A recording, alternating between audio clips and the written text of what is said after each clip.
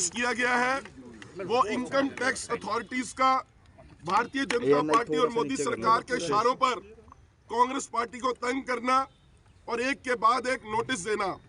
पहले 14 lakh cash deposit के ऊपर 115 करोड़ की पेनल्टी, जो शायद इस देश के इतिहास में कभी किसी पार्टी में नहीं लगी होगी। आप सभी जानते हैं कि पॉलिटिकल पार्टीज जो होती है वो इनकम टैक्स एग्जम्प्ट होती है, और कांग्रेस पार्टी ने 14 लाख कैश डिपॉजिट कराया था उनके एमपी से, जो कंट्रीब्यूशन आया था उसपे 115 करोड़ रुपए का पेनल्टी लगा दी गई और कांग्रेस के खातों से वो 115 करोड़ रुपए विड्रॉ कर लिए गए।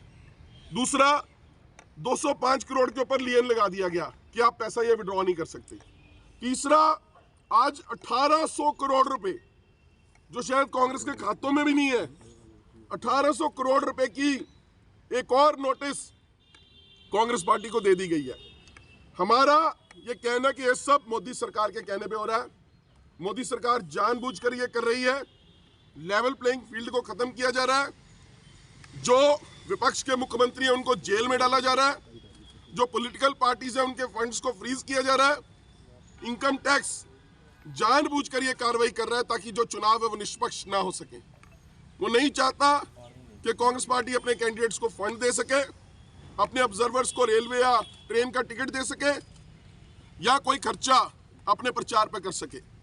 ये पूरी तरह से नादिरशाही हुक्म है और मोदी सरकार अपने सबसे न्यूनतम स्तर पर आ गई है कि एक तरफ तो 400 पार का नारा देती है, दूसरी तरफ घबराहट में इनकम टैक्स के नोटिस देती है, ईडी का इस्तेमाल करती है, सीबीआई का इस्तेमाल करती है। अब ये ज्यादा देर चलने वाला नहीं है। देश की जनता सब कुछ देख रही है और मोदी सरकार का दमन और अंत निश्चित है। ये सरकार घबराई हुई है और ये सरकार जाने वाली है। इलेक्शन सर पे है सर।